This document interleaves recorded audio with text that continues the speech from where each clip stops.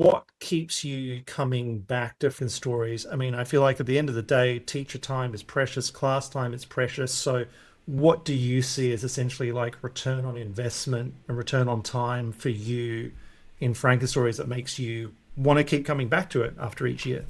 Two things. First one, kid request. My kids love it. I literally said to my year sevens yesterday, what do you want to do for the last two lessons of term? Frankenstories.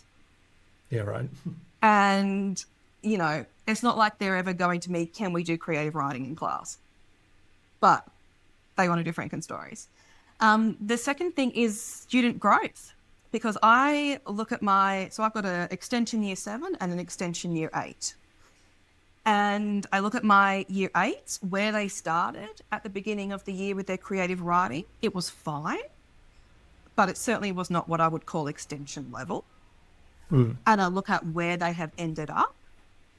Their descriptive writing is so much richer. They're using much better figurative language. Their spelling and their grammar has improved. And they're writing more quality and quantity in the same time span, which is so beneficial because we are still in a system of summative tasks.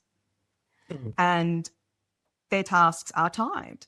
And that's what I'm seeing from the very beginning when they were managing to get a couple of sentences in the time span. They're now writing a lot more. It's quality. That's what keeps bringing me back. We literally saw that ourselves. Like when we first made it, we still usually play once a week, but when we first made it for the first year, I think we played every day.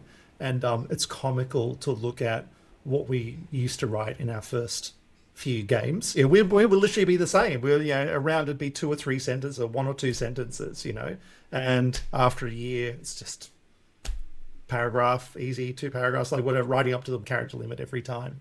So yeah, there is something about just that volume of practice and that speed and that every round, you're just starting again. And the thing I like about it as well is that it's obviously based on reality because in my personal life, I write myself.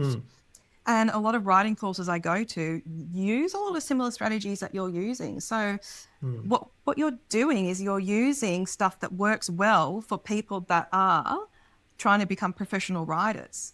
And that's what I like. You are using those strategies that work in the real world. Yeah, I think that's really important to us too. I mean, I feel like what we often teach in school winds up becoming like almost a simulation of writing. It's a version of writing that's actually designed to be sort of teachable and accessible within a set of constraints because everyone's just struggling to deal with the complexity of the task itself. Whereas I hope that what we try and do in both Write Like and Frankenstories is try and find a different way to make that complex task more accessible. So rather than delivering a fake simulation version of it, well, how do we just make it more accessible? Yeah, I One of love the that. interesting